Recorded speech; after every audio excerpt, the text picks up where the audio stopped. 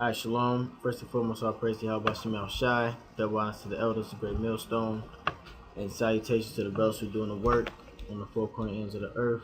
This is GMS Wisconsin, coming with another lesson. Basically, it's about the Koch brothers and showing the fraud and the deceit and basically the exposure of them now. Okay? And the exposure of them now is in Kenosha, Wisconsin, where we at now today, okay? And the Koch brothers is known worldwide. Okay, so now they coming into Kenosha and setting up their basically agents or whatever you want to call them in the school systems. So we got a brother who went out there personally on the way to camp, and we're gonna show that clip, and he caught everything in action. All right, shalom. This is GMS Wisconsin here in Kenosha, and as you can see, you looking at these people having a protest against the Koch brothers. Now, if you can see, they telling you through them signs, go home Koch brothers, get away from a KUSD, they school system. See, that you all about money. That's what these crackers on, the outsiders. And that's what these crackers doing, and everybody's raising up all over the world. She gotta let me slide through one time, so I gotta record this. Tell her let me move out the way. You see how docile they is? Keep it up, keep it up. See, you act like you with them, they be with you. And as you can see, all these crackers who own something, they out here protesting because their kids are being attacked. Meanwhile, Jake ain't doing shit. They even got their kids out here protesting. So where you Black, Latin, and Native Americans at? Where y'all at protesting? So as you can see, I gotta, get on the bus and so forth. But as you see, there's protests happening all over the cities. And that's why you finna see us go down. So yeah, even your own kind is coming against you, as you can see. And them people don't look too happy. See that? They don't look too happy. So this another one from GMS Wisconsin signing out, and shalom. Okay, so this was the local newspaper, so I'm just going to read a little bit from the headlines and continue on with the lesson. It's a demonstration draws 60 to ESC.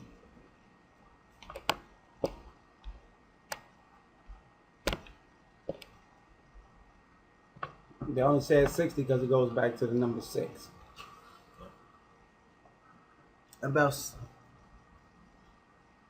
About 60 demonstrators voiced their opinion in front of the Kenosha Unified School District Educational Support Center in a show of solidarity leading up to Tuesday's election.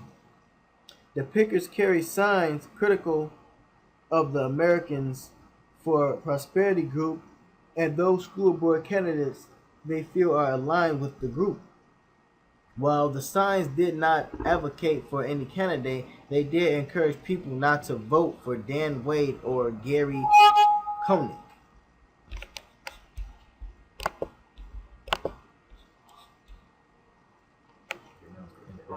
Okay.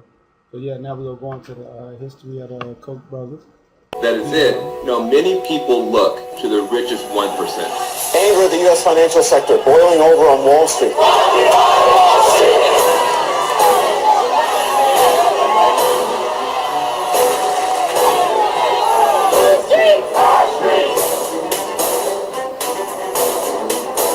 The Koch brothers are the poster boys for the top 1%. Their money, their power, fuel the growing inequality in America. The Koch brothers are among the most powerful of the moneyed elites that are knocking down the working class, knocking down the middle class, stomping on poor people. The Koch family has been defining the lives of ordinary working Americans under the radar for more than 50 years. They inherited their wealth and their penchant for secrecy from their father, Fred, who made his fortune in the oil business in the Soviet Union of the 1930s. Stalin himself brought Fred Koch into the Soviet Union, building pipelines, teaching them how to be oil engineers. Fred Koch came back to the United States after taking money from the Soviet Union and used that money to start his own oil empire here, amassing some $200 million. With his wealth and power, he began to wage a systematic attack on American values, including funding the John Birch Society. It's a far-right, racist organization that saw communist conspiracies everywhere. They even accused then-President Dwight Eisenhower of being a Soviet spy. Fred Koch wrote screeds against the civil rights movement, saying that it was communist-driven and that white children should not go to school with black children, that it would lead to the mongrelization of the races. This is the climate that the two brothers, Charles and David, grew up at home. And then they inherited a big pile of money from Daddy, Fred, and then they put that into their own organization and helped build it up to where it is now, a $100 billion a year enterprise.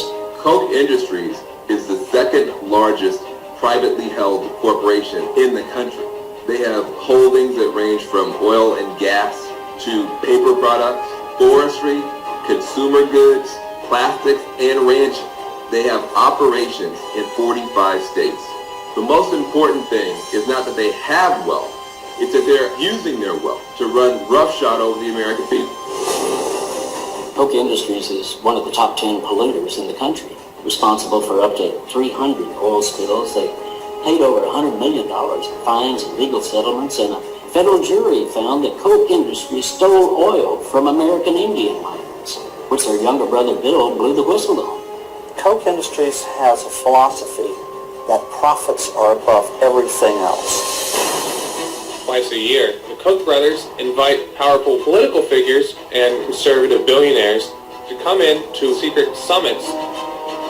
Attendees have included Clarence Thomas and Antonin Scalia, even congressional leaders like Eric Cantor. Inside these meetings, they plan strategy and fundraising to promote their own bottom line and political goals. At a recent gathering in Aspen, Colorado, Charles Koch was recorded talking about the presidential election of 2012. That there's another of our battles coming up, and I pledge to all of you that we are absolutely going to invest this money wisely and get the best possible payout for you in the future of our country. At these summits, the Koch brothers are effectively writing the script for the next 5, the next 10 years in America. They know the smart way is to plot out over a long period of time, create a script, get smart people together who will follow it, who will promote it, and then down the line, you will find that everyone is reading from the script. Is destroy Social Security, because Social Security is a federal government program that has been enormously successful. The Koch brothers are funding think tanks and other organizations which are spreading an enormous amount of disinformation about Social Security.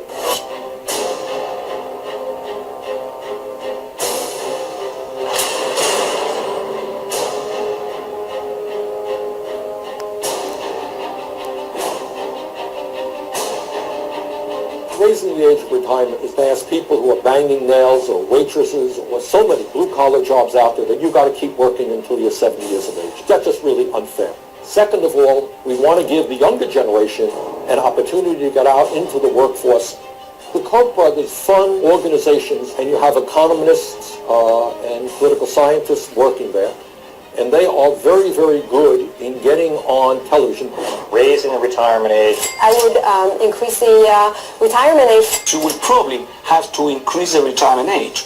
We're probably going to have to raise the retirement age.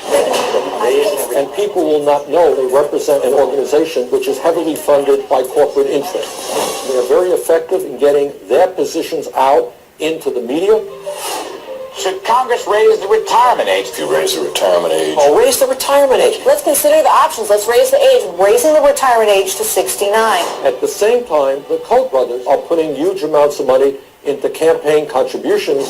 Very modest increases in the retirement age. And eventually getting the retirement age to 70 is a step that needs to be taken. The age on Social Security will have to go up. So you have an echo chamber which starts repeating a lot of misinformation.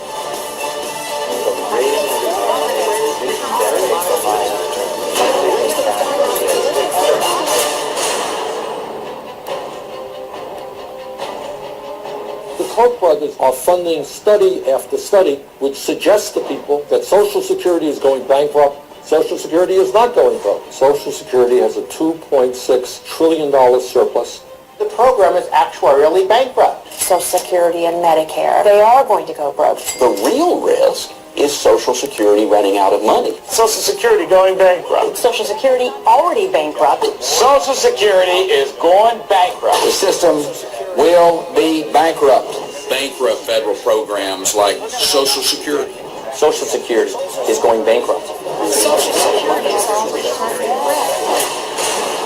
The Koch brothers want to privatize Social Security to invest your retirement funds on Wall Street. And you may lose all of your retirement savings when you get old. Real security is based on personal accounts with real assets. I like the idea of personal accounts. The option of investing 1/3 of their Social Security payroll taxes into personal retirement accounts.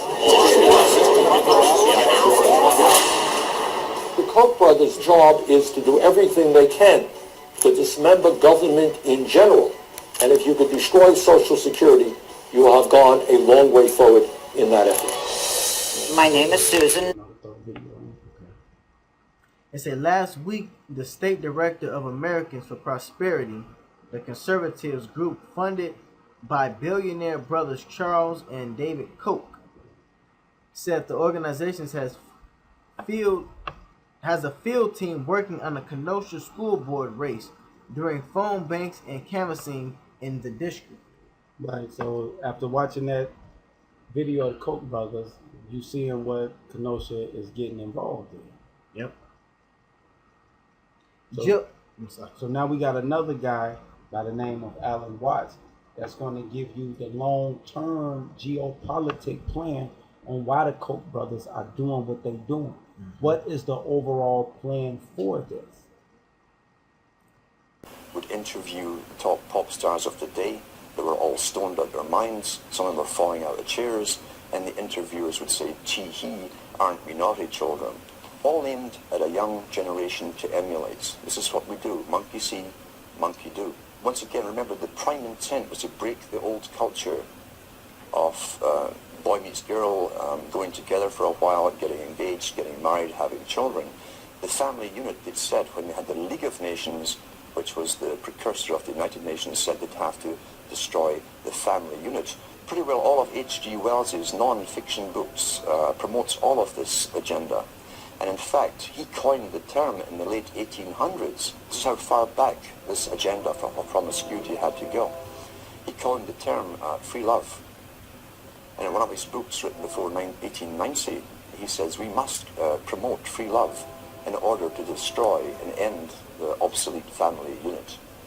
But once that's done, he said the family is no longer in the way when government comes for an individual. Each individual will be solely responsible to the government itself, and no family will stand up around them like a primitive tribe and defend them. At the same time, the foundations within the United States and Britain and elsewhere were funding what appeared to be far-left groups, communist groups. So much so, as I say, the Rees Commission went in to look into this from the 50s to find out why top capitalists who owned international corporations and banks, international banks, were putting up foundations to fund far-left groups. Well, we know now it was to literally destroy the old culture in order to bring in the new culture, the new society. So therefore you have the proliferation of sexual activity. The fallout still came from unwanted pregnancies, far reduced than it had before because of contraception. But then came the lead of the feminist charge, again funded by the Rockefeller Foundation in the States, to spearhead and demonstrate and demand the rights for abortion. If they could get the public to devalue human life, and that's in the writings of Julian Huxley. He says if we can get society to devalue human life, he says, and take humanity off its pedestal as a supreme being on the planet, then, he said, we can bring in our controlled society with a workable population. Everything works within culture towards an agenda, and as Plato said so long ago, over 2,300 years ago, he said, culture and cultural changes must be authorized from the top. If it's grassroots, truly grassroots, then it's outside of the elite's control, and ripple effects could occur, and it could spread anywhere. They couldn't control it, contain it anymore. Therefore, the major changes in culture, which Plato said came through drama and the emulation of actors, actresses, including fashions that they wore and the music they heard, had to be strictly regulated and authorized from the top. The whole, of course, is a fantasy. This put pressure again on most women to try and live up to the fantasy, as all advertising does. And most of the stuff we're getting is advertising, or at the very least is basic psychological manipulation. Bernays techniques again. Remembering too that he called it the creation of a consumer society. Well-behaved people, as long as there's money going around, they would go into the material world and would forgo having children. That's the same thing as Charles Galton Darwin talks about. If we can encourage the woman and the male to go after the material benefits of the world, there's a slimmer chance they'll actually have children who tend to be economically burdensome. People were addicted to television in a very short space of time. Most people still today think that all entertainment to do with movies, drama, is therefore nothing more than their entertainment. It never ever was that case. The greatest social messages are promoted through movies and drama, high drama, through the fixation of emotive sequences, emotional sequences, not logical, factual sequences, but pushing points across in an emotional way which register and fix in the mind. So emotional content is very, very important, rather than going through an actual discussion or an argument using logic and facts. There's no debate. And when you're being downloaded through fiction, your guard is down, the sensory part of your brain is not in action as you would in a debate or a lecture. You're actually in an alpha state, being completely downloaded with new ideas. Very similar to a computer. And so therefore, a culture industry, which is called by its own the culture industry. The Soviet Union had a department called the culture industry. Their actors and directors were called the cultural leaders. All you have to do is keep giving them new updates every so often, and you can change an entire country or a nation or a block of nations. We're all getting the same upgrades at the same time along certain paths. Today we call it political correctness. Most people want to belong to their peer group. They want to be the same as everyone else when it comes to opinions. In fact, they judge their own personal sanity by bouncing ideas off their neighbours and friends who will answer back and agree on these same topics in kind. It doesn't matter if the topics or what you're getting are facts or utter nonsense, as long as everyone agrees at the same time. You'll say, well, I'm sane, and your friends will all agree because they've had the same information given to them. We don't only get the same information given to us, we're led through sequences, even documentaries, to leave you with a predetermined fixed conclusion on any given topic. Most folk are, once again, unaware of this. They think, I've just been given all the facts on this topic, and this is the obvious conclusion, which is always given to you by the final expert on a particular program. There's no thinking involved. We tie this in with Brzezinski. Brzezinski said in 2 Ages, this guy was way up with the NSA. He's a master geopolitician. He admits he works in 20, 50-year periods to do with geopolitics in other countries.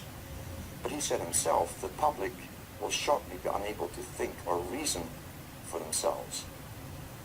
He says he was meaning by the form of information that was given to them, the type, the formulas that were in use then in the 1970s. And eventually, he said, they will expect the media to do all their thinking and reasoning for them. Well, that's happened today. But that's why people today can't think outside of the programming from television. They've got an instance, in fact, of one through crisis creation. Crisis after crisis has been hit on the people of the world since 9/11 happened. And we must understand that the techniques that are used abroad are also used at home in warfare. And we heard the term shock and awe. Shock and awe on the hard force level, as they call it, is bombs, all kinds of acoustic equipment to nullify enemies, scare the hell out of them through voice to skull and so on, which was used in Gulf War I, and it's all over the British media. But you can also use shock and awe on your domestic people again. You do it by crisis after crisis until the public are so terrified. See, that average person has a sort of confidence that they build up where they think, I can manage most things that come my way. Whatever little crisis in my life, what happens to other people, I can deal with. When all those around you are getting scared at the same time as you because of losing their jobs, they've been threatened with pandemics, terrorists everywhere, terrifying people to even get on subways, and so on. And all those around you, as I say, are also in the same boats. You tend to be more easily directed by the powers that be to come out and speak with authority and confidence over you. That's why they give you a guy like Obama, who's trained in oratory. He was trained in oratory, not in truth, but in oratory, the technique of persuasion. Shock and awe, as I say, is a technique of making a person and a whole population punch drunk. And each one of those fears, you understand, the average person can handle one major crisis in their personal life, maybe two at the same time. It's understood in psychology and many, many studies that if you have maybe 3 to 4 crises hitting you personally in your life at the same time, you will literally go into an incredible depression, a reactive depression you can't cope. That's understood. Apply that technique on a whole population. The thing is, there's not one of these crises that we're being told about that you personally can do anything about. What can you do about terrorism if it really exists all over the place? It's out of your hands, you're helpless. What can you do about a coming pandemic? It's out of your hands, you're helpless. What can you do about a nuke getting set off in New York Harbor or wherever? You can't, you're helpless. The message you're getting is that you're utterly helpless to defend, help, or save yourself. That is complete shock and awe tactic. It's been used not only in the US and Canada, but across the world. Same strategy, because we're already global with the global society running us all. Massive psychology and warfare techniques in psychology has been used across the planet to make us succumb to fear and crises, as I say, and none of which we can actually do anything about on an individual level. Therefore, the leaders are presented to us on screen with uniforms or business suits and ties as politicians who speak with confidence, all scripted, of course, and they seem to have everything under control. You're now basically a fearful slave looking up to the powerful master to defend and protect you. That's the simple technique of it. I've been speaking about the Rockefeller. It's a Joe Carricky, executive director of the Kenosha Education Association, said a call was put out Friday to the local union leadership to bring people together from the community for the rally. Guest speaker John Sly Sylvester of Madison Talk Radio WEKZ FM 93.7 spoke to the marchers on a megaphone in an effort to fire up the troops. This is a union town and it will stay a union town, said Sylvester, whose radio show focuses on workers' rights. It says, confrontation at rally.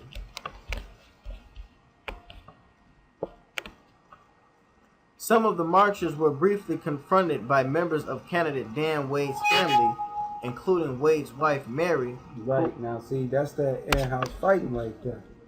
See, which I'm going to go and jump, but it's going to show you why. So I'm going to go to Luke 11 and 17. That's in-house right there. It's Luke 11 to 17. But he, knowing their thoughts, and said unto them, every kingdom divided against itself is brought to desolation, and the house divided against a house felleth. If Satan also be divided against himself, how shall his kingdom stand? Yep, and that's exactly what's going on with the Koch brothers and the world, because all these other Edomites is coming up against these other Edomites in these high positions now. And that was a prophecy that the scripture said that they would not regard their rulers or princes. Okay, the Koch brothers was as you can see on the video, that they was basically a high-powered family with the oil business, just like the Bushes, just like the Clintons. Okay, it says some of the marchers were briefly confronted by members of the candidate Dan Wade's family, including Wade's wife Mary, who is the treasurer of her husband's campaign, and that's the wife of the Koch brother. It says the Americans for Prosperity have no business being in this school board race, but they, she said, pointing to the marchers, are trying to put my husband and Gary Koch in the same pot as the Tea Party. Yeah, that's all I'm being divided against each other. She admitted that the Republican Party had donated to her husband's campaign, but if the Democrat Party had given us a check, I would have taken that one too. So she bluntly telling them that, yeah, she'll sell out. Yep, she'll take that one. And she finna tell them why, though. That's how proud Edomites are. Mary said, being my husband's treasurer, trust me, running a campaign is expensive, and trying to refute a bunch of lies is even more expensive. So that's why she's going to take the payout. Yep. And like I said earlier, covering up all the lies about them is basically a lot expensive. Because what they do is, like all these other high families in this world who got their hand in Babylon's juice, they pay off all these organizations and get they basically their agenda set up. Okay, and it's just like when America goes out and buys off all those other nations, they get their agenda established in those other countries, and this is just a lower level locally. Yeah. Same agenda, different field. It says Marcher Linda Farrick of Kenosha thought that the affiliation of Wade and Koch explained more than their campaign literature did. Those affiliations led back to the Republican Party, which right. So what the people is exposing is talk is cheap, but when you actually go do her background, it's going to lead back to exactly who she's saying she's not with. That's why they're coming against her. So when a lady went there her research, she said, who led back to who? Because this is the order right here. It said those affiliations led back to the Republican Party, which leads back to the Tea Party and the Koch brothers. Farrick said that's how these relationships work. See that?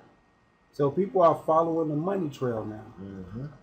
Yeah, the money trail speaks louder than anything. Mm-hmm. So since they go to church and they're Christians, maybe they should have knew this scripture. 1 Timothy, what's that, 6 and 10. For the love of money is the root of all evil, which while some coveteth after, they have erred from the faith and pierced themselves through with many sorrows. And that's what she going through right now, trying to defend her husband, talking about she the treasurer. You are associated with these certain organizations that you feel are morally right or morally wrong, and you associated with these folks. Yes, I don't know. So it's who was outside. That's why when we go up one verse on that. It's 1 Timothy 6 and I start at 9. But they that will be rich fall into temptations and the snare, and into many foolish and hurtful lusts, which drown men in destruction and perdition. So yeah, that's it. Yep. And they doing it now in the what they trying to do is get into the whole school education system, which that's already corrupt. They just trying to push their agenda more and more. Yeah. Alan White going to explain that agenda. Yep. Yeah. So, we don't have to do a lot of talking and a lot of convincing to you people because this scripture right here.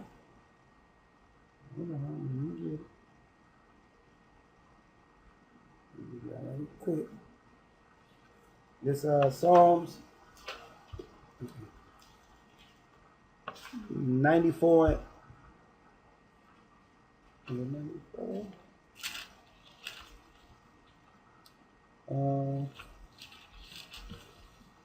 What's that they time shall fall upon us all? Which one is it? 64. 64 and 1. 65, Psalm 64 and 8. So they shall make their own tongues to fall upon themselves, and all that see them shall flee away. And that's exactly what's happening to Esau. Their tongue is falling upon them. When that lady took that money, she connected herself with them organizations that led them people information trail right back to the Koch brothers, and that's why she's being exposed. And you Edomites are being exposed. Y'all can't run the same tricks on each other. It's because it's the end of the world. And it's time for y'all to be divided against each other. Prophecies will come true, locally and internationally. Yep. See, this happening on a local level too. Yep. Yeah.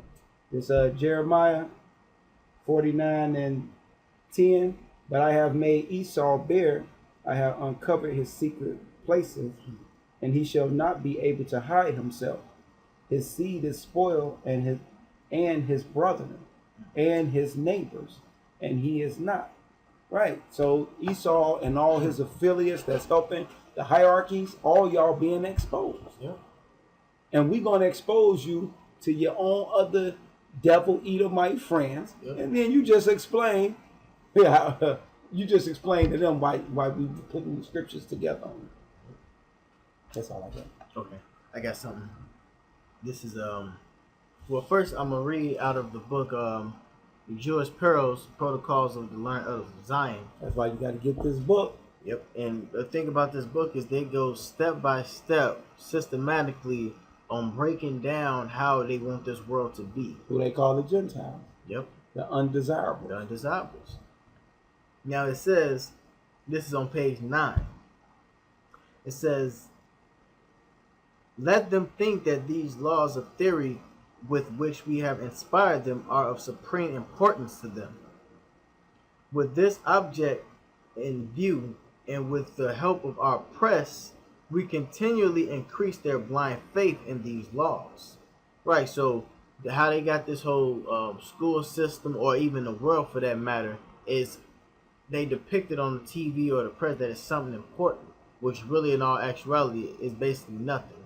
The school system don't mean nothing. The voting actually doesn't mean nothing. And the things that they depict and care about this world actually don't mean nothing because it has a agenda behind it. Right. It's insignificant. Like they're going to find out doing all them picket and rallies, it's insignificant. Yep. It says, the educated classes of the Gentiles will pride themselves in their learning and without verifying it. Do that? So y'all learn institutions, don't search out nothing. It says they will put into practice the knowledge obtained from science, which was dished up to them by our agents, with the object of educating their minds in the direction which we require. See that? And what scripture come to mind is the 1 Corinthians when it says, for the wisdom of this world is foolish. Because Esau puts out the knowledge and the information out here on what he wants. 1 Corinthians 3 and 18. Yep. And the reason why I brought this out is because the way Esau's system is set up through the Koch brothers, or starting from the elites, it's all this one agenda. I believe 3 and 18. 1 Corinthians 3 and 18. Yeah. 1 Corinthians 3:19. No, 3:18. Let no man deceive himself. If any man among you seem to be wise in this world, let him become a fool that he may be wise.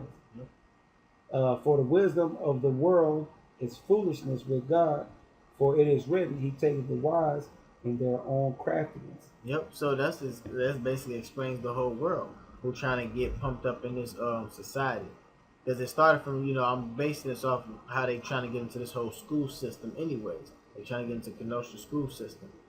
Yeah, and the school system, no matter how high of a level you go, no matter what type of degree, whether you get a doctor or a BA, you're not going to be able to go and break the world down. So that's why you have to become a fool again. Yep. And I just got one more thing out this book, just to show that they just put their agents out there, and that's exactly what they're doing. But the thing is, now the Lord is having people come up against their agents, because now people know that it's these secret organizations out here trying to, pollute the minds of the people. Yeah, people being more cautious now on who they dealing with, who they talking to.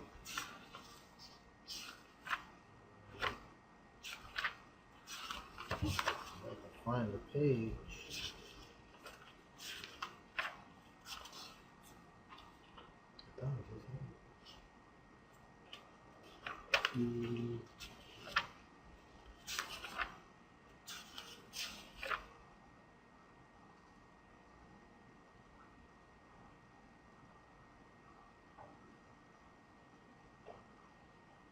Okay, I found it. This is on page 5. It says,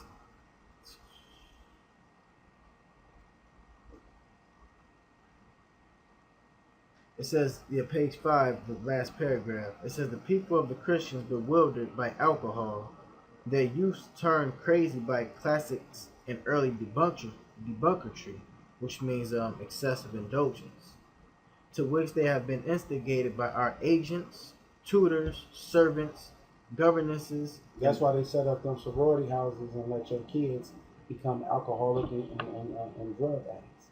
That's why they got them sorority houses, and they got them sorority neighborhoods that's close to them colleges, that the police know not to arrest those kids because those kids are part of a fraternity.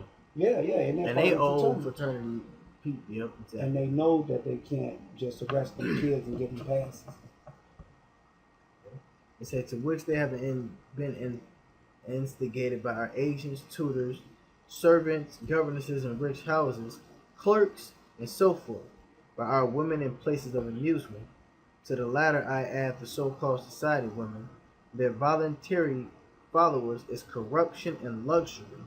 Right, the voluntary luxury of the woman is the women joining them alpha calphas and so forth, and being those what you call those the congressmen have they interns. Yep. And when they say corruption and luxury, that's all you see when you look at the Koch brothers. Going back to the video, corruption and nothing but luxury. Because you heard what his wife said. If the Democrat would have gave us some money, we would have took that money too. It says, our motto must be all means of force and hypocrisy. That's why it's called America for Prosperity. Because that's hypocrisy. Yeah, that's it. Okay, I just come out with one more scripture. This is Psalms 36:1. The transgression of the wicked said within my heart that there is no God. There is no fear of God before his eyes. For he flattereth himself in his own eyes, until his iniquity be found to be hateful. The words of his mouth are iniquity and deceit. He hath left off to be wise and to do good. He deviseth mischief upon his bed. He setteth himself in a way that is not good. He abhorreth not evil. And that's just so-called white men. Okay, in this particular sense, the Koch brothers, they did a lot of, like the brother always say, they was a big hand job in this American society, the Koch brothers. So we just, expose them and go on with another lesson. You got the Blazeman? Blazeman, yep. Yeah, because the brother, you know, this ain't no local, like we've been saying, and we're going to show that Kenosha, y'all not alone. You're not alone. Before we do that, let me read this scripture real quick so y'all understand what y'all dealing with.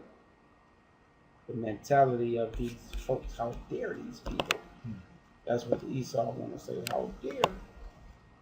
It's Job 20:10. His children shall seek to please the poor, and his hands shall restore their goods. His bones are full of the sins of his youth. That's why I said the Koch brothers was taught from their father as a kid to be like this. Yep.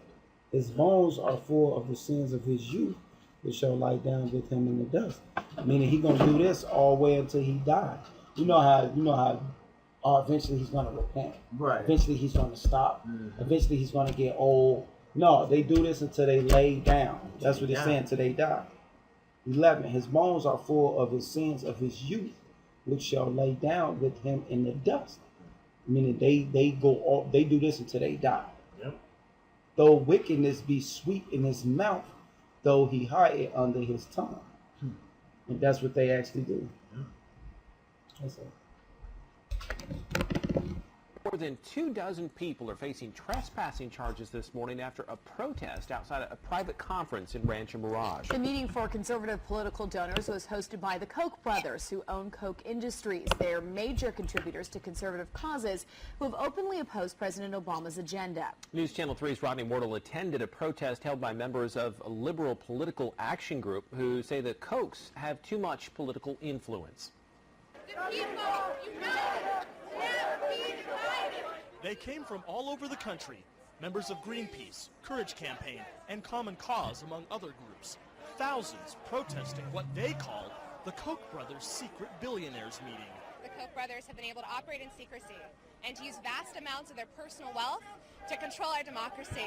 Brothers Charles and David Koch run the Wichita-based energy conglomerate Koch Industries, the second largest private company in the U.S.